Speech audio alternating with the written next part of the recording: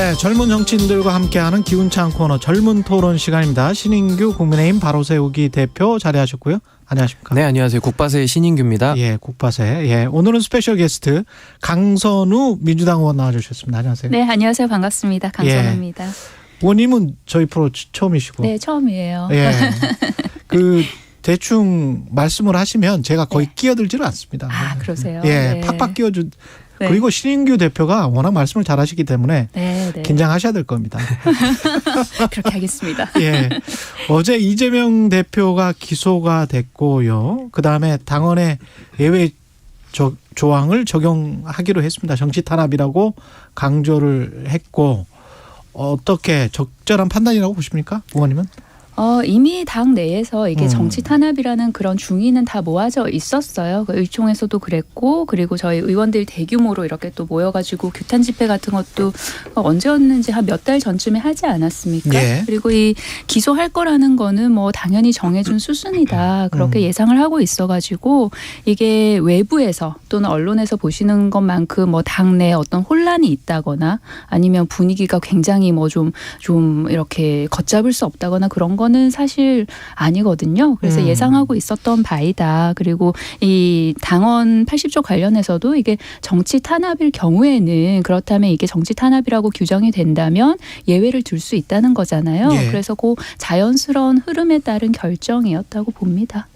신인규 대표는 어떻게 생각하십니까? 네, 이제 저는 사실 어제 이재명 대표의 그 당헌에 관련된 어제 의결이 있어서 사실상 이재명 대표를 예외로 이제 인정을 한 거거든요. 예. 근데 거기에 이제 가장 큰 뭐 배경이랄까요? 그게 정치 탄압이라는 이제 그 이야기입니다. 저는 이 정치 탄압이라는 개념이 매우 상대적이다. 저는 이렇게 생각이 들고요. 과거의 독재 정권 하에서는 당연히 정치 탄압이라고 했을 때 국민들이 이렇게 느낌이 왔을 텐데 지금 민주화가 된 지 36년이 지났거든요. 근데 이제도 정치 탄압이라는 얘기를 하는 것이 저는 조금은 궁색하게 들린다라고 보고 예를 들면은 이번에 하영재 의원도 불체포 특권 지금 행사하냐 마냐 이런 얘기가 나오고 있는데 이것도 검찰의 수사를 정치 탄압이라고 본인은 주장하지 않겠습니까? 그리고 예를 들면 이상민 장관 같은 경우도 민주당에 의해서 탄핵을 지금 당해가지고 직무가 정지되어 있는데 이상민 장관 입장에서도 이것이 뭐 정치 탄압하는 거 아니야라고 주장을 할 수 있는 거기 때문에 저는 정치 탄압이라는 구호가 한 진영의 어떻게 보면은 정치 구호에 불과한 것이지 이것을 갖다가 정치 탄압으로서 저는 규정짓기에는 매우 설득력이 전 떨어진다. 저는 이렇게 생각합니다. 그 여당이 정치 탄압이다라고 주장을 하기는 조금 어렵지 않을까 싶어요. 그래서 여당의 입장에서 우리가 지금 정치 탄압을 받고 있다. 누구로부터? 우리 자당의 대통령으로부터, 우리 자당의 행정부로부터. 그래서 거기는 조금 모순이 있지 않을까라는 생각이 들고요. 그리고 그 이재명 대표 같은 경우에는 이제 어제 그 기소된 내용을 보면은 핵심적이었던 그 배임 혐의가 빠졌어요. 그 428억이었던가요? 예. 그러면은 저는 그걸 배임은 보면서 들어갔지만 뇌물이 빠졌습니다. 그렇죠. 예. 약정 관련 내용이 예. 공소장에 포함되지가 않았죠. 그러면은 이 전반적으로 이 내용을 보면은 모순이 굉장히 남게 되지 않았나 싶어요. 왜냐하면 배임의 동기를 설명할 굉장히 중요한 요소가 경제적인 이익인 거잖아요. 예. 근데 그게 빠졌단 말이에요. 그러니까 개인의 경제적인 이득이 없었다는 거잖아요. 그걸 증명하지 못했다는 것이잖아요. 그러면은 개인의 경제적인 이득 없이 민간업자에게 거액을 막 몰아주는 그런 정치적인 위험을 감수한 그런 정치적인 이익을 위해서 그런 정치적인 위험만 감수를 했다라는 그런 상황만 지금 남은 모순이거든요. 네. 그러면 그거를 다시 해석을 해봐도 이거는 굉장히 정치적인 탄압의 성격으로 볼 수 있다고 생각을 합니다. 기소하기 이전하고 지금 기소한 다음하고 이 428억 때문에 약간 여론이 조금 달라지는 느낌도 있긴 합니다만 어떻게 보세요? 아니요, 이거는 모순이 아닙니다. 예. 제가 법적으로 설명을 드려야 될 것 같은데 뇌물죄와 지금 배임죄 두 가지거든요. 예. 근데 지금 뇌물죄라는 것은 428억에 대한 그 구두 약정 부분이 지금 빠졌다는 것이고 이건 추가 기소하겠다는 검찰 입장이 있기 때문에 모순되는 것이 아니고 뇌물죄는 국가적 이익에 관한 법익으로 우리가 분류를 합니다. 그리고 배임죄는 재산범죄로서 개인의 경제적인 이익에 대한 이 범죄거든요. 근데 지금 이 두 분류가 다른 거기 때문에 전혀 모순 모순이 아니고 배임죄에서도 구속 요건 자체가 배임이라는 것은 어떠한 임무를 위임받은 사람이, 그러니까 이재명 시장이죠. 그렇죠. 그 사람이 자기 또는 타인 제3자에게 이익을 몰아줬을 때 그 성남시가 피해를 봐가지고 이게 배임죄가 되는 거거든요. 그러니까 본인이 일원도 안 받았기 때문에 범죄가 성립되지 않는다라는 것은 형법상 구속 요건에 맞지가 않는다는 말씀 먼저 드리고요. 과거에도 박근혜 대통령 국정농단 있지 않았습니까? 전 이거 이재명 대표의 시정농단일 가능성이 있다라고 제가 지금 혐의를 주장하는 것인데 박근혜 대통령이 했던 말이 이재명 지금 대표랑 똑같습니다. 본인 일원 한 장 안 먹었다. 실제로도 박근혜 대통령은 일원 한 장 안 먹은 걸로 제가 알고 있고요. 과거 측근들이 이제 다 그거를 솔직히 그 뭐랄까요, 부패를 다 저지른 것이죠. 그래서 저는 이재명 대표도 본인이 안 먹었기 때문에 범죄가 성립되지 않는다라는 주장은 법리적으로는 전혀 맞지 않는 주장이다. 저는 이렇게 말씀드립니다. 그러니까 제3자 뇌물죄에 대한 말씀이 아니고요. 그러니까 아니요, 배임죄. 그러니까 배임죄도 제3자로 들어가 있습니다. 그러니까 배임의 동기를 설명할 가장 핵심적인 구성 요소가 이제 어제의 그런 공소장에는 포함되지 않았다라는 것을 이제 그렇다면은 그걸 근거로 해가지고 더더욱 정치적 탄압이 아니냐라는 그런 주장이나 의견이 강화될 수밖에 없는 구조라는 경제적 이익을 말씀을 말씀하시는 것 같아요. 예. 아니 근데 지금 이제 어쨌든 개인의 경제적인 제3자 뇌물죄도 국가적 법익에 있는 뇌물죄의 분류고요. 아까 말씀하신 대로 지금 주된 기소 내용은 배임죄입니다. 형법상 배임죄가 문제인데 배임죄는 자기 또는 제3자에게 이익을 줬을 때 성립하기 때문에 그렇죠. 제3자라는 요건이 있으니까. 근데 제3자가 이제 뭐 성남시거나 뭐 이랬을 때 그게 아니죠. 이제 다른 사람. 그러니까 뭐 남욱이 됐든 누가 됐든 뭐 이런 사람들인 거죠. 나중에 이제 저 경영상의 판단 그때는 확실하게 이게 뭐 초과이익 환수를 할 필요가 없이 확정이익으로 가면은 이게 훨씬 더 성남시에 낫다고 생각했다라는 경영상의 판단이다. 라는 것과. 근데 예를 들면 이런 겁니다. 그 대기업 회장들이 배임으로 많이 들어가거든요. 그렇죠. 최태원 회장 옛날에 구속된 적도 있고 많은 분들이 있는데 이 배임죄라는 것이 경영 판단이고 또 지금 이재명 대표는 이게 행정 영역에서는 뭐 행정의 모범 사례다 이렇게 얘기를 하고 있거든요. 그렇죠. 그러니까 이것이 과연 행정의 모범 사례라고 한다면은 민주당에서는 그럼 이런 대장동 형태의 개발을 계속 장려해도 되는 것이냐? 전혀 그렇지 않거든요. 그러니까 저는 본인이 억울하다고 하면 법정 가서 다툴 일이고 배임 여부에 대해서는 판사가 판단하는 것이지 그 누구도 이거는 평가할 수는 없다. 그리고 이익의 부분에서도 제3자에게 갔을 때는 배임죄 성립이 됩니다. 예. 배임 여부를 그 민주당에서 판단을 하는 게 아니죠. 당연히 말씀하셨다시피 이제 사법부의 영역으로 넘어갔죠. 근데 그 공소장 내용에서 그러니까 제가 말씀드리는 거는 배임의 동기를 설명할 핵심적인 요소인 그러니까 개인의 경제적 이익 부분은 분명히 빠져 있다. 그 말씀을 드리는 거예요. 예. 네. 다음으로 넘어가겠습니다. 윤석열 대통령이 내일 서해 수호의 날을 맞아서 천안함 폭침이 북한의 소행이다. 공개 천명할 거다. 이런 보도가 나오는데 이게 어떤 말일까요? 어떤 메시지, 어떤 함의를 갖고 있는 겁니까? 예, 뭐 윤석열 대통령께서는 이제 서해 수호의 날을 맞아서 관련된 이제 메시지를 내는 것이고, 뭐 지금 외교 안보에 대한 이슈가 상당히 지금 고조되고 있지 않습니까? 이번에 뭐 한일 관계도 사실은 그 배경에는 뭐 미중 간의 갈등이라든지 또 일본의 그런 팽창적 전략이나 이런 것들 속에서 나오는 것인데 결국 일본과의 관계를 푼 것도 그런 외교 안보적 실리 때문에 이제 그렇게 외교 활동을 한 것이다 이렇게 설명하고 있거든요. 그렇기 때문에 뭐 이런 무거운 메시지가 나올 것이라고 현재 예상이 되는 것이고. 기다려 봐야 될 것 같습니다.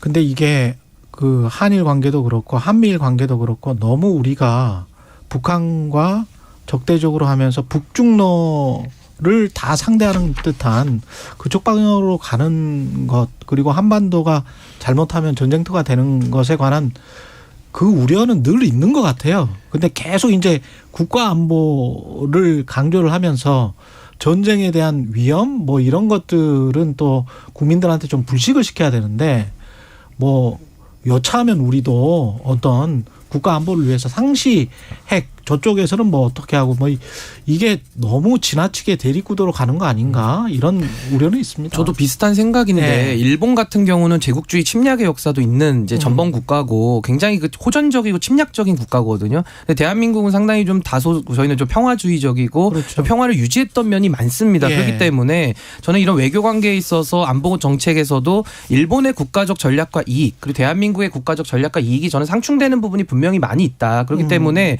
북핵 문제에 대해서 한미일 공조의 필요성이 높아진 것은 맞습니다만은 중국과의 관계, 러시아와의 관계 이런 것들도 우리가 우호 관계는 또 유지할 필요는 있는 거거든요. 그렇죠. 그 안에서 저는 균형적인 시각을 가져서 이 한반도를 둘러싼 외교 안보의 그런 뭐 팽창적인 그런 위기 의식에 대해서도 바람을 좀 뺄 필요가 있다. 전 그런 외교 전략을 필요로 합니다. 저도 동의를 하는데요. 그러니까 거의 신냉전 체제지 않습니까? 그러니까 이거 미국과 중국이 지금 전략적인 경쟁을 하고 있는 것이고요. 그럼 대한민국은 여기에서 어디에 서야지 우리 국익을 최대화할 수 있느냐, 극대화할 수 있느냐 이 문제인데 그러니까 쉽게 말씀드리면 줄타기를 굉장히 잘해야 되는 거죠. 그렇죠. 그러니까 균형 감각을 가지고. 그런데 아마 많은 국민들께서 보시면 지금 상당히 많이 기울어져 있다. 그럼 중국이랑 러시아는 우리 버리고 갈 거냐, 무역 안 할 거냐, 거기에서 우리에게 주는 어떤 정치적인 그런 제재라든지 외교적인 그런 불이익은 우리가 그럼 다 감수하고 그거를 미국이나 일본에서 오히려 더 얻어올 수 있느냐, 거기에 대해서는 많은 분들께서 지금 물음표를 찍고 계시거든요. 이렇게 계속 간다면 그러면 이게 안보를 지키는 게 크게 두 가지로 보면 이 평화를 통한 안보가 있고 그리고 힘을 통한 안보가 있지 않겠습니까? 그럼 윤석열 대통령이 지금 추구하는 방향을 보면 이 힘을 통한 더 힘을 키워서 무기라든지 군사력이라든지 더 힘을 키워서 안보를 지키겠다라는 그런 방향으로 가고 있어요. 그런데 이 힘을 통한 안보는 결국 그 주변 국가들과 함께 이게 계속 에스컬레이트 될 수밖에 없거든요. 이 한계점이라는 게 없어요. 그러면은 그게 계속 에스컬레이트 되다 보면 한반도라는 곳은 우리 대한민국이라는 곳은 이 지정학상 이 열강들의 대리전이 될 수밖에 없는 구조란 말이에요. 그러면 지금 어디로 갈 것인가라고에 대해서 우리 국민들께서 굉장히 불안감을 느끼고 계시는 거거든요. 근데 아까 그 국바세 신인규 대표가 한 이야기를 저는 국민의힘 당원 의원 중에서 처음 듣는 거예요, 사실은. 다른 분들은 대통령이 이렇게 쭉 이야기를 하잖아요. 그러면 그 기조로 쭉 따라가거든요. 이 외교 같은 경우도. 근데 이게 좀 다른 이제 전문가들이나 외교 전문가들이 좀 우려를 하는 게 많단 말이죠. 근데 왜 국민의힘 지도부나 또는 정부 내에서 이런 게 뭔가 견제나 균형이 좀 있어야 되지 않나요? 저는 국민의힘 안에도 이렇게 저처럼 다양한 의견이 있다는 거 먼저 말씀을 드리고요. 당원이잖아. 예, 저 당원입니다. 저는 외교안보 전략에 있어서 대한민국이 처한 위기가 저는 그 역대 우리 역사상에서 정말 이렇게 외교안보적으로 위기감을 느끼는 때가 있는가 싶을 정도로 전 상당히 위기 국면이라고 저는 보고요. 이런 국면 속에서는 저는 가장 지도자가 주의해야 될 부분이 뭐냐면은 내 생각이 100% 옳다라는 것, 저는 그 생각을 버려야 된다고 생각합니다. 왜냐하면 아니 외교안보라는 것이 다양한 나라의 국익들이 충돌되는 지점이고 과거에 세계대전도 여러 차례 있었습니다마는 그 누가 이렇게 막을 수 있는 게 아니지 않습니까? 그렇죠. 그러니까 좀 저는 이 역사 앞에 좀 겸손할 필요가 있다라는 말씀을 먼저 드리고요. 저는 지금 국민의힘 안에서도 다른 소리가 안 나온다 이런 말씀하시지만은 이 외교안보라는 것이 대한민국의 국익에 가장 부합하는, 그러니까 국익 중에 국익 아니겠습니까? 그래서 저는 이 부분에 대해서는 당 내에서도 좀 올바르고 균형적인 시각들을 좀 많이 목소리를 내야 된다 이렇게 생각합니다. 예, 대통령의 국무회의 모두 발언 굉장히 취임사보다 더 길었다고 하는데 근로시간 유연화와 관련해서도 그렇고 한일 관계 미래를 위한 결단이다. 어떻게 보십니까? 설득력이 있었습니까? 보통 우리가 이야기를 굉장히 길게 할 때는 뭔가 좀 잘못되고 있는 거를 감지하거나 내가 뭘 좀 잘못했을 때 변명이 굉장히 길어지죠. 그러니까 이번에 일본 관련한 외교도 그렇고요. 그리고 노동시간 유연화도 그렇고 이게 굉장히 너무 즉흥적이고 1차원적인 결정이라는 생각을 많이들 느끼실 거라고 저는 생각해요. 그러니까 대통령께서 그 후보 시절부터 약간 좋아 빠르게 가. 이런 방향이 조금 있었잖아요. 그래서 그런 맥락에서 이해를 해보면 이해가 안 가는 것도 아니에요. 그래서 이렇게 일방적으로 좀 설명 내지는 좀 가르치듯이 이렇게 말씀을 하셨는데 근데 그 내용 중에도 좀 지적을 해야 될 부분이 많은 것 같아요. 그러니까 예를 들면은 본인이 이번 대일 외교를 조금 설명하는 과정에서 박정희 대통령 예도 들고 또 김대중 대통령 예도 들지 않았습니까? 근데 이 두 대통령의 결단은 우리가 기본적으로 우리가 뭐를 좀 받아올 수 있느냐. 우리 이거를 좀 양보한다면 뭐를 좀 받아올 수 있지? 이거에 대한 결단이었어요. 받아올 결단이었어요. 근데 윤석열 대통령이 이번 결단은 그러니까 본인이 결단이라고 말씀하시잖아요. 이번 결단은 뭐를 좀 내주지? 대한 결단인 거예요. 기본적으로. 그러네요. 그리고 이게 네. 하나 주고 하나 받고 하나 주고 하나 받고 그런 게 뭐 외교가 아니다라는 게 국민의힘이든 대통령실이든 그런 입장이 나오는데 뭐 그렇다고 치자고요. 그렇다고 치자고요. 그러면 우리가 이만큼 내줬으면 그러면 뭐를 받아올 건지에 대한 적어도 그러니까 아주 구체적이지는 않더라도 대충의 리스트는 있어야 되잖아요. 지금 그거 있습니까? 없잖아요. 그리고 대통령께서 이 강제동원이나 그 위안부 문제를 자꾸 과거의 문제라고 말씀을 하세요. 이게 과거의 문제입니까? 지금 피해자들도 살아 계시고요. 그리고 이거는 보편적인 인권의 현재 우리가 살아가고 있는 문제인 것이거든요. 예. 이게 과거가 되려면 피해자들, 관계된 국민들 그리고 더 넓게 모든 국민들이 어떤 합의점을 찾아서 매듭을 짓는 일이 있어야 돼요. 그래야지 이게 과거가 된단 말이에요.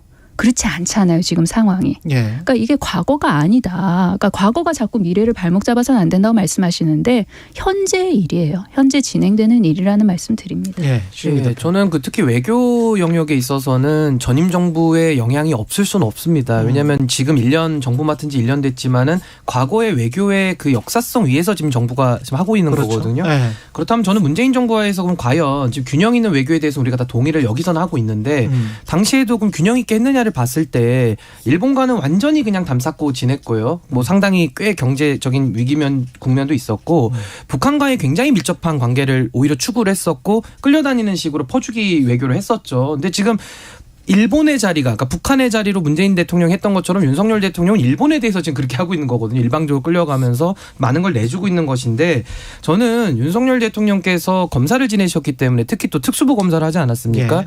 검사 수사라는 것이 그 밀행적이고 신속적으로 하는 거거든요. 그래서 저는 외교도 밀행적이고 신속적으로 좀 하려는 거 아니냐. 근데 그렇게 하면 안 되는 겁니다. 그러니까 국민들과의 소통도 늘려야 되는 것이고 뭔가 좀 천천히 단계적으로 밟아가면서 외교를 빌드업을 쌓아가야 되는데 이번에 한일 외교를 전반적으로 평가해 보면은 이건 빈손 외교로 돌아올 수밖에 없었던 국면이었다. 저는 이렇게 생각을 합니다. 예. 그리고 이 대일 외교의 그 청자가요. 그러니까 화자가 윤석열 대통령이라면 이 청자가 단순히 일본만도 아니에요. 그렇죠. 대한민국만도 아니에요. 예. 이 전 세계가 청자인 것이거든요. 맞습니다. 그리고 전 예. 세계는 지금 무엇을 보고 있느냐. 윤석열 대통령이 이 보편적인 인권 문제를 어떻게 풀어가고 있느냐를 보고 있어요. 그리고 그거에 대한 평가가 분명히 내려질 겁니다. 예. 그리고 윤 대통령이 그렇게 말씀하셨죠. 나는 인기가 아주 떨어져도 내가 할 일은 하겠다. 그렇죠. 그런데 이 인기라는 개념을 좀 재정립하셔야 될 것 같아요. 대통령이 아이돌이 아니잖아요. 이 인기는 인기가 아니라 평가란 말이에요. 그러면 그 평가가 1%가 된다는 것은 굉장히 잘못하고 있다는 뼈아픈 지적이거든요. 예. 그런데 그거를 나는 그럼에도 불구하고 내 식대로 하겠다. 그거에 대해서는 다시 한번 생각해 보셔야 될 것 같아요. 그리고 짚어야 될 게 사법부 대법원 판결을 지금 행정부가 사실상 뒤집어 엎은 건데 그럴 수가 있느냐. 그다음에 이 이후에 그 독도를 안 했다고 합니다만은 하여간 위안부 합의든 뭐 여러 가지 이야기를 했다라고 하는데 대통령이 어떻게 발언했는지도 궁금하고 민주당은 지금 대통령 탄핵 사유다 또는 외교부 장관 탄핵 사유다 이렇게 지금 이야기를 하고 있는데 일단 탄핵 사유는 되는 겁니까? 어떻게 보세요? 뭐 탄핵 사유라는 것은 헌법과 법률을 위반했을 때 이제 되는 것인데 뭐 과거에도 두 차례 탄핵을 우리가 경험해봤습니다만은 노무현 대통령 당시에도 헌법과 법률 위반은 있었지만 탄핵에 이를 정도 아니었다 해서 기각이 난 거고요. 박근혜 대통령 때는 인용이 된 거거든요. 그래서 저는 뭐 탄핵이라는 얘기를 민주당이 계속 꺼낸다고 해서 제가 뭐 그 자체를 저는 비판하고 싶지는 않습니다. 헌법상 부여된 권한이고 뭐 이상민 장관도 지금 탄핵했지 않습니까? 그래서 저는 뭐 그 권한이니까 그건 존중은 하는데 매 사안마다 가장 센 워딩이라고 할 수 있는 탄핵, 뭐 퇴진 이런 거를 매일 갖고 오면은 조금 이렇게 좀 영양가가 떨어진다 해야 될까요? 정말 적재적소일 때 그걸 딱 써야 되는데 매번 그 탄핵이라는 용어도 인플레가 되면은 그 단어에 대한 힘을 잃는다. 저는 이런 말씀 드리고 싶고 이 법적인 문제를 말씀드리면은 윤석열 대통령께서 그 구상권에 대해서 뭐 청구하지 않겠다 이런 발언하셨는데 이것은 구상권의 시효가 10년이기 때문에 윤석열 대통령 이후 임기에도 구상권 행사하면 할 수 있는 거예요. 그래서 이거에 대해서는 본인이 조금 좀 선을 좀 넘어서 좀 월권적인 발언을 하신 거다 이렇게 지적하는 것이 저는 맞을 것 같고, 만에 하나 이것을 뭐 포기각서를 써준다거나 여러 가지 법률적 조치들을 더 나아가서 할 수가 있거든요. 예. 그렇다면 그 부분에 대해서는 추후적으로 법률상 문제될 수 있는 부분들이 조금은 있다. 그래서 저는 위법사항이 1%라도 있으면 하면 안 되는 거거든요. 그러니까 대통령께서도 이런 위헌 위법 사유를 잘 검토하셔서 저는 국민들께서 동의하지 않는 부분들은 좀 자제하시는 것이 좋다. 고상권 부분은 대통령실에서도 인정을 했어요. 그러니까 윤석열 대통령 임기 내에는 그러지 않을 것이다. 그러니까 반대로 생각하면 임기 이후에는 우리도 잘 모르겠는데 그렇죠. 예. 그럴 수도 있는데 그런 이야기잖아요. 그래서 대통령실에서도 이건 인정을 했고, 이 사법적 판단, 그리고 이 사법적 판단에 의해서 피해자들이 획득한 권리를 행정적인 행위로 인해서 완전 형해화시켜버린 거예요. 그렇죠. 대통령께서. 예. 그렇다면 이거는 상권 분립도 침해인 것이고요. 예. 그래서 헌법 관련해가지고 누구보다도 잘 알고 계실 윤 대통령께서 왜 이런 결단을 하셨는지 저는 굉장히 의문스러워요. 그러니까 이게 너무 상식적이지가 않아서 그러니까 서로 가장 많이 물어보는 질문이 왜 그런 거야? 라는 거예요. 도대체 이번에 왜 그런 거지? 그런데 그거에 대한 답이 뾰족하게 나오고 있지가 않아요. 예. 근데 저는 이렇게 결단을 할 수는 있다고 보는데, 결단을 하려면 일단 피해자들 계시잖아요. 그렇죠. 그럼 피해자분들 좀 찾아가서 설득도 하시고 그렇죠. 의견 들으시고 예. 야당하고도 좀 대화를 하고서 결단하셨으면 좋았을 텐데 그 앞부분이 빠졌기 때문에 저는 굉장히 부적절하다 이렇게 봅니다. 그리고 이 예. 강제동원 위안부 문제는 피해자들만의 문제로 국한을 시키면 안 돼요. 대통령께서도 국무회의 발언에서 계속 피해자를 강조를 하셨거든요. 그럼 만약에, 그러니까 그럴 리는 없지만 만약에 강제동원이나 위안부 피해자들께서 우리 사과 안 받아도 괜찮고 우리 아무것도 안 받아도 괜찮아라고 만약에 말씀을 하시면, 그렇게 결정을 하시면, 그럼 국가는 그래요, 괜찮아요. 우리 국민들도 그래요, 됐어요. 이럴 겁니까? 그러니까 이게 피해자의 문제가 아니라고요. 피해자들만의 문제가. 그런데 피해자들만의 문제인 것처럼 굉장히 축소시키는 이 대통령의 태도 또한 굉장히 문제입니다. 예. 근로시간 관련해서 이야기를 좀 해야 될 것 같은데, 뭐가 지금 정부의 입장인지는 모르겠습니다. 저도 계속 팔로우를 하고 있는데 주 60시간 이상은 무리다라는 대통령의 이야기가 나왔습니다마는, 어제 어떤 방송사에서도 그 이야기를 하더라고요. 그러면 60시간 일하는 건 괜찮냐? 근로자들이. 우리가 8시간 일하고 4시간 더 일하면 60시간이 되는 거거든요. 법정 근로시간이 40시간이니까. 그러면 10시에 퇴근하는 거예요. 월요일부터 금요일까지. 그건 괜찮습니까? 저는 그러니까 지금 노동개혁에 대해서는 토론이 조금 어려운 게 이게 지금 뭐 안 자체가 우왕좌왕하고 있기 때문에 저도 이 부분은 굉장히 정부가 신뢰를 잃을 수 있다. 그래서 이 부분은 구조적으로 좀 개선이 돼야 될 것 같고요. 제 개인적인 입장은 52시간이라는 이제 문재인 정부가 했던 이 개혁에 대해서는 전 좀 더 지켜볼 필요는 있다라고 봅니다. 그러니까 시간에 대해서도 52든지 60이든지 69든지 아직 딱 검증하기가 어렵거든요. 그래서 저는 노동시장의 경직성 이런 것들을 좀 유연하자라는 큰 틀에선 전 동의를 하고, 그 세부적으로 봤을 때 근로시간의 문제, 고용과 해고의 문제, 내지는 노동시장 이중구조의 문제, 뭐 아니면 성과보상제로 변환하는 문제, 이 다양한 개혁 과제들이 있는데 너무 시간에만 집착하다 보니까 전 이런 문제가 좀 생긴 것 같다, 이런 평가를 하고 싶습니다. 대통령실에서 이제 발표 이후에 관련해서 얼마나 오락가락했냐면 3월 6일에 이제 고용노동부에서 발표했죠. 그리고 한 일주일 있다가 윤 대통령이 이거 안 돼, 전면 재검토를 지시를 해요. 근데 같은 날 한덕수 총리는 원점 재검토 아니야 라고 말을 해요. 그러고 나서 이틀 있다가 갑자기 60이라는 숫자가 튀어나오거든요. 대통령께서 주 60시간 이상은 무리다. 근데 대통령실이 그 대통령의 말을 거의 또 뒤집어요. 그러니까 가이드라인 아니다. 60시간 이상 될 수도 있다고 또다시 이야기를 해요. 대통령 개인의 생각이다. 네. 그러고 나서는 다시 대통령이 주 60시간 이상 근무하면 뭐 건강에 무리가 온다. 뭐 그렇게 다시 말씀을 하셨고, 근데 후보 시절에는 120시간 말씀하셨어요. 그랬죠. 네, 120시간 말씀하셨고 그 다음에 69, 64, 60. 근데 이게 무슨 이 노동 시간이 흥정의 대상이 아니잖아요. 던져놓고 요런이 안 좋네, 좀 줄이자. 또 던져보면 별로네, 야 더 줄여. 이건 아니잖아요. 그리고 69시간 이렇게 가면 이게 몰아서 일하고 이제 몰아서 쉬라는 거 아니에요? 그러면은 그럼 아이들 밥을 몰아서 주고 몰아서 굶기고 돌봄도 몰아서 하고 그다음에 몰아서 방임하고 뭐 이렇게 할 겁니까? 근데 두 가지 지적하고 싶은 게 노동시간 총량을 늘리자는 취지는 아니었다라는 건 명확하게 해야 될 것 같고요. 그러니까 단위를 보자는 거잖아요. 근데 이제 문제는 뭐냐면 노동시간도 조금은 유연화를 해서 그러니까 본인들이 그러니까 노동시장이라는 것이 지금 문제가 뭐냐면 굉장히 경직돼 있고요. 일괄 규제를 하다 보니까 노동시장은 각각의 영역이 다 다릅니다. 예를 들면 뭐 직장 다닌 분도 있고 뭐 프리랜서도 있고 다양하잖아요. 이걸 좀 유연화해서 좀 적재적소에 맞는 그런 숨구멍을 좀 틀어주는 좀 그런 노력은 필요하다고 봅니다. 맞아요. 유연화는 저도 동의를 해요. 그런데 이게 업계나 산업별 따라서 굉장히 다른 거잖아요. 그러니까 뭐 계절성 산업도 있는 것이고 그리고 뭐 IT나 그러니까 이게 업계의 어떤 특성, 그 일의 특성에 따라서 좀 유연화를 검토를 해야 되는 것이지 이렇게 일괄적으로 120, 69, 64, 60 이렇게 가는 거는 굉장히 혼란만 부추기는 거죠. 이게 사실 꼬이게 된 게 제 추측입니다만은 주 52시간 그 문재인 대통령 때 한 거를 이걸 어떻게든 이제 엎어야 되겠는데 그것 때문에 그런 거 아니에요? 이 처음에 스타트가 사실은 그거지 않았었습니까? 그러니까 제가 서두에도 말씀드렸다시피 그 52시간이라는 것도 일단 평가를 해볼 필요가 있죠. 그러니까 지금 당장 이걸 뭐 지우기식으로 전 정부 지우기식이 아니라 평가를 해보고 문제가 있으면 또 고쳐야죠. 근데 이번에는 좀 설있게 좀 제도의 취지 그리고 본인들의 고민과는 전혀 다른 결과를 낳았고 현장과도 많이 맞지 않은 문제가 있었다. 많이 설있게. 예. 알겠습니다. 애니버서리 부기이님 등이 뭐 여자분 성함이 뭐냐? 여자분 성함 강선우입니다. 예, 이렇게 이야기를 하셨습니다. 강선우 의원입니다. 더불어민주당 강선우 의원이고요. 예, 신인규 국힘, 예, 국민의힘 바로 세우기 대표였습니다. 여기까지 하겠습니다. 뭐 시간이 좀 어중간하게 남았는데 한 1분 정도 남았는데 두 분 덧붙이실 말씀 있으세요 혹시? 그러니까 저는 정부가 지금 1년 차를 맡고 있는데 좀 점검을 큰 틀에서 해야 될 부분들이 많이 나오고 있거든요. 저는 이제 고집을 좀 꺾고 국민들의 목소리를 좀 더 들어야 된다. 저는 이제 국민들의 그 임계점이 오고 있다. 저렇게 봅니다. 예.